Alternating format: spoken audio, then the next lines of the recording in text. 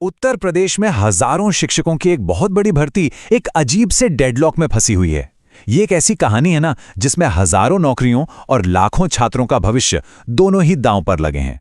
तो आखिर ये पूरा मामला है क्या और क्यों सालों से इसका कोई हल नहीं निकल पा रहा, आइए इसी को समझते हैं। 3.5 साल, जरा सोचिए ये कितना लंबा इंतजार होता है। ये सिर्फ कैलेंडर पर बीते हुए दिन नहीं है, नहीं, ये उन हजारों काबिल उम्मीदवारों की उम्मीदें हैं जो टीचर बनकर अपना करियर शुरू करना चाहते थे, पर अब एक अनिश्चितता के भंवर में फंस गए हैं।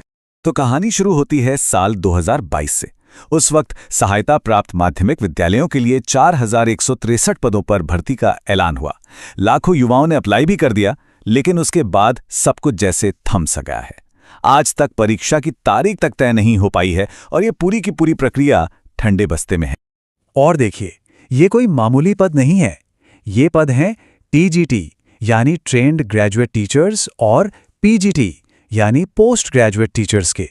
ये वो टीचर्स हैं जो हमारी माध्यमिक शिक्षा की, आप कह सकते हैं, रीढ़ की हड्डी होते हैं। अब जब यही पद खाली रह जाते हैं तो इसका सीधा असर स्कूलों में पढ़ाई की क्वालिटी पर पड़ता है। लेकिन इस सरकारी देरी की कीमत सिर्फ वो लोग नहीं चुका रहे हैं जो नौकरी का इंतजार कर रहे हैं। नहीं, इसका असर कहीं ज्यादा गहरा है और ये सीधा हमारे क्लासरूम तक पहुंच रहा है, जहां छात्र भी इसका खामियाजा भुगत रहे हैं। ये एक दो-धारी तलवार की तरह है जो दोनों तरफ से नुकसान कर रही है।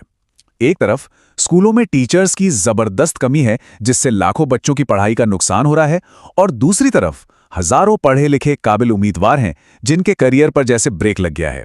पद खाली हैं पर भर्ती हो नहीं रही। ये एक बहुत ही अजीब और नुकसानदायक स्थिति है। इस पूरी सिचुएशन की गंभीरता को युवा मंच के अनिल सिंह के शब्द समझिए बिल्कुल साफ कर देते हैं।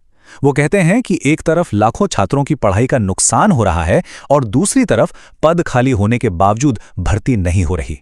ये दिखाता है कि कैसे सिस्टम की एक नाकामी दो पीढ़ियों पर असर डाल रही है।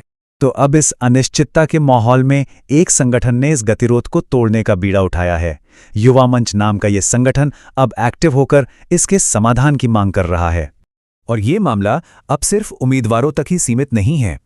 लोकल अखबारों में भी इस पर लगातार रिपोर्टिंग हो रही है, जिससे पता चलता है कि ये एक बड़ा जमीनी मुद्दा बन चुका है।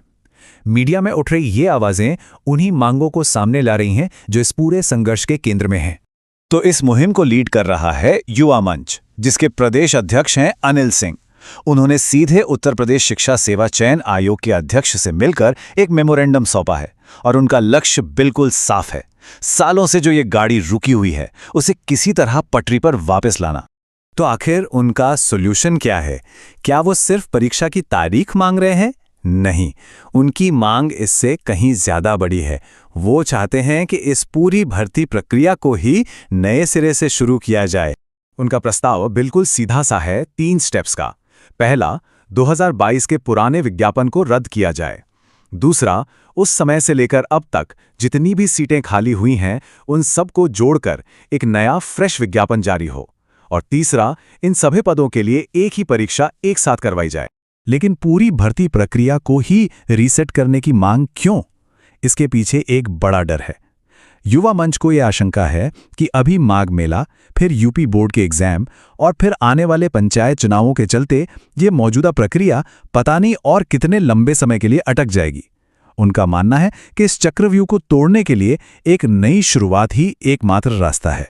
और यहीं पे आकर सबसे बड़ा सवाल खड़ा होता है, क्या एक पूरी भर्ती प्रक्रिया को रद्द करके नए सिरे से शुरू करना वाकई इसका समाधान है, या ये खुद एक नए और लंबे इंतजार की शुरुआत बन जाएगा? एक तरफ हजारों नौकरियां हैं, दूसरी तरफ लाखों छात्रों का भविष्य, और बीच में है एक सिस्टम जिसे यह तय करना है कि क्या पुरानी गलती को सुधारने का सबसे अच्छा तरीका सब कुछ मिटाकर फिर से लिखना है